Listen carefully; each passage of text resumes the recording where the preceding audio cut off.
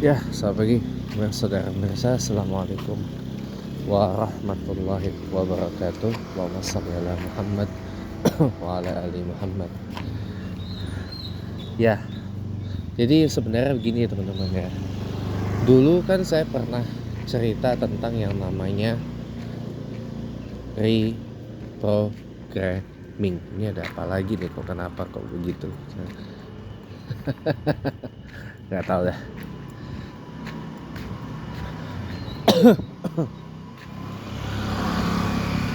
Jadi kenapa sebenarnya kok banyak kali yang ibarat itu kayak tidak suka sekali sama Islam gitu loh. Selain memang karena memang udah digambarkan oleh firman Allah Subhanahu wa taala yang mengatakan bahwa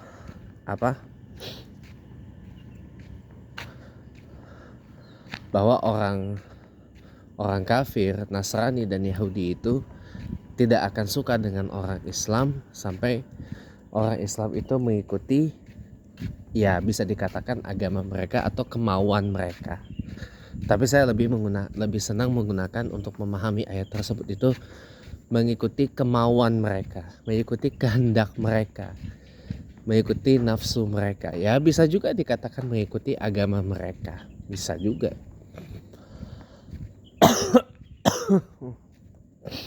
Karena gini, sejak awal dekade 2000-an ya, yang namanya Barat itu kan terus menerus memframing, Islam tuh agama yang sukanya perang, agama teroris, agama kekerasan, agama yang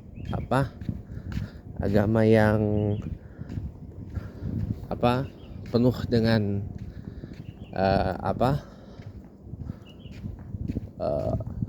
hal-hal yang mengerikan, nggak kompatibel dengan nilai-nilai Barat gitu kan. Itu kan dipaksakan narasi seperti itu supaya ada motif politiknya. Motif politiknya adalah takut nanti kan mereka ini menciptakan narasi sendiri, takut nanti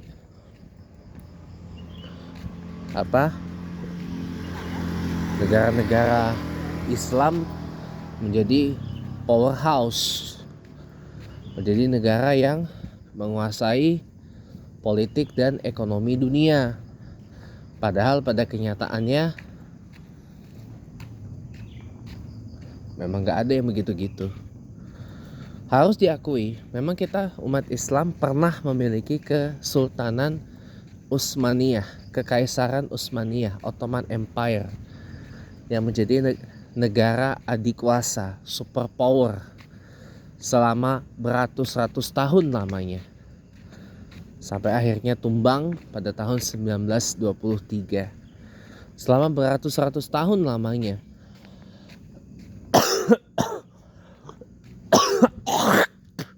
Ottoman Empire itu menjadi superpower dunia, menjadi negara adikuasa gitu. Nah, pada intinya sebenarnya negara Barat itu tidak mau Islam, mau negara-negara belahan timur bumi itu menjadi powerhouse, bahkan menjadi superpower. Dulu kan negara Barat itu kan punya penentang hegemoni yang berat yang kita kenal dulu namanya Soviet Union, Uni Soviet, USSR,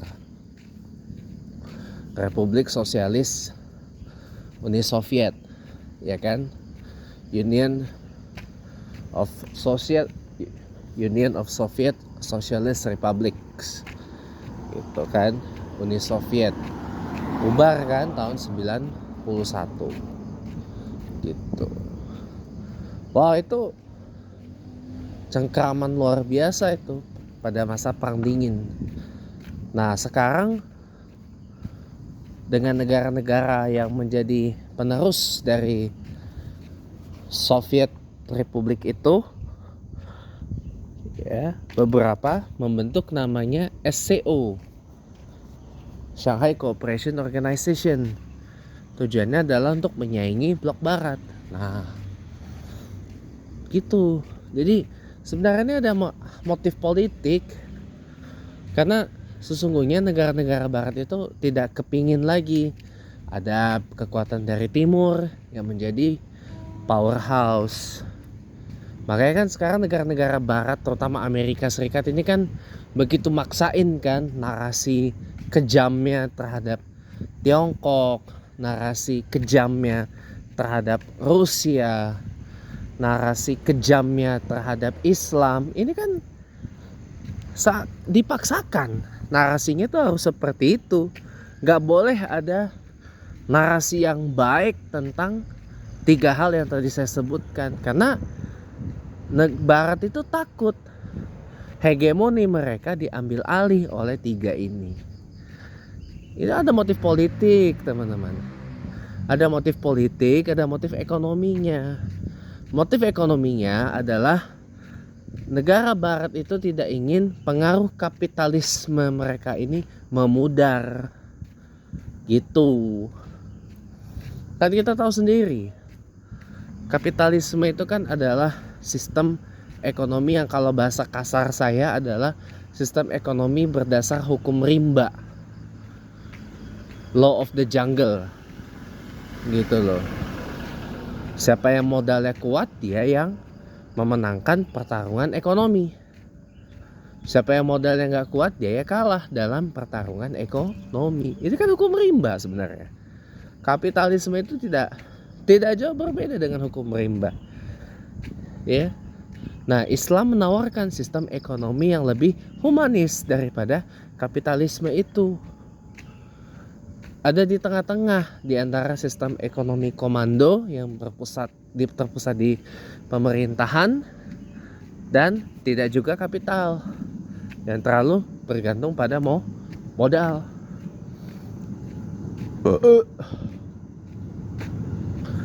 Tapi negara-negara barat akan terus melawan itu karena takut hegemoni mereka terhenti atau ada yang menandingi. Ini hanya masalah ada motif politik, ada motif ekonomi kok.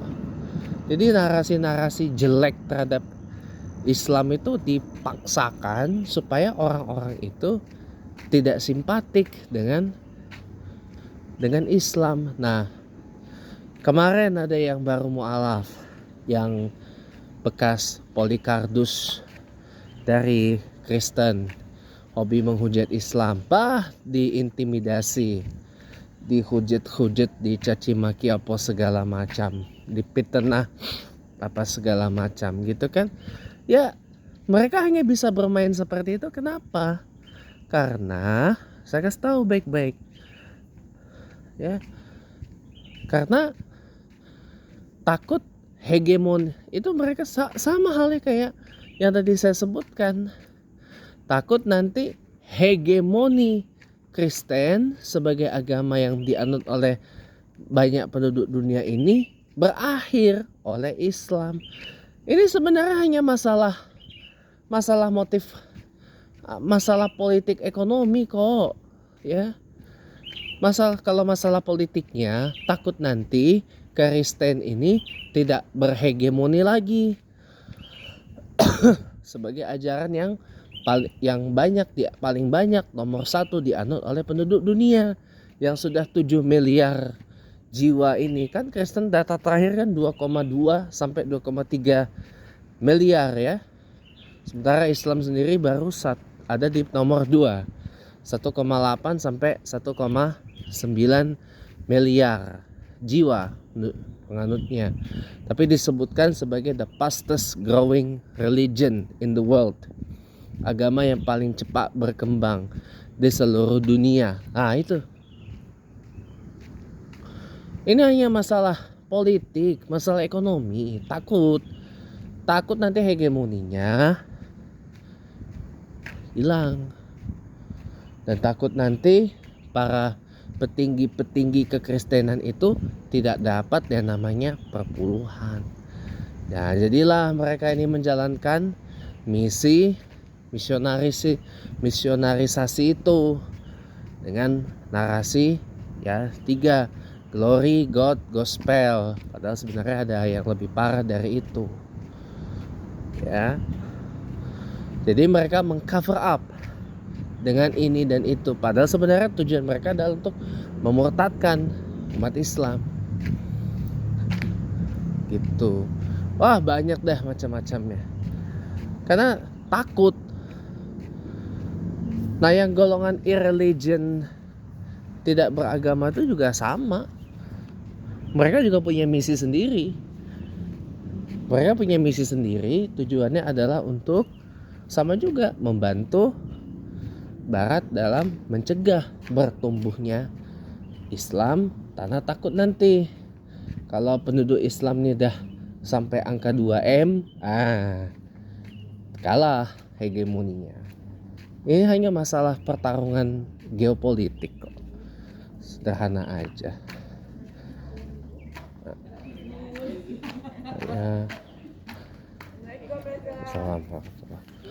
Ini tuh hanya masalah masalah narasi saja. Jadi gitu. Akan terus dipaksakan Islam tuh jelek, elek apa segala. Padahal gak begitu. Nah, orang gak suka dengan Islam bukan karena ajarannya sebenarnya, tapi karena orangnya. Kita umat Islam, kalau kita makin bagus, makin serius, makin kafah, makin menjalankan Islam sesuai dengan syariah, orang makin gak senang. Kenapa? Karena bertentangan dengan apa yang mereka mau. Bertentangan dengan isi otak dari mereka yang gak suka dengan Islam itu. Bagaimana Islam sebenarnya yang kafah itu? Rahmatan lil alamin. Rahmatan lil alamin dan membawa apa? Kedamaian, kesejukan, kebahagiaan. Mengharuskan umatnya untuk kaya. Mengharuskan umatnya untuk makmur. Ya. Mengharuskan umatnya untuk berkeadilan. Ya, tidak seperti apa yang dinarasikan. Nah, itu.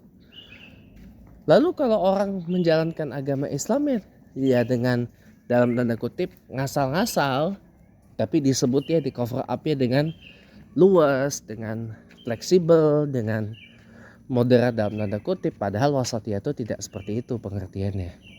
Melainkan apa? Tahu nggak? Proporsional. Gitu. Nah, itu baru mereka senang.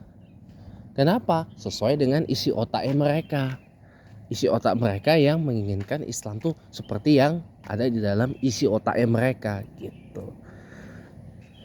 Jadi sebenarnya mereka bukan tidak suka dengan ajaran Islamnya. Mereka hanya tidak suka kita umat Islam menjalankan agama Islam itu secara kafah. Kenapa? Karena kalau kita makin kafah dalam menjalankan Islam, makin kafah kita dalam menjalankan apa yang telah disyaratkan oleh Allah, bil khusus apa yang telah difirmankan oleh Allah Subhanahu wa taala dalam Al-Qur'anul Karim, yang dipertegas melalui hadis hasan dan sahih dan sunnah Nabi Muhammad SAW.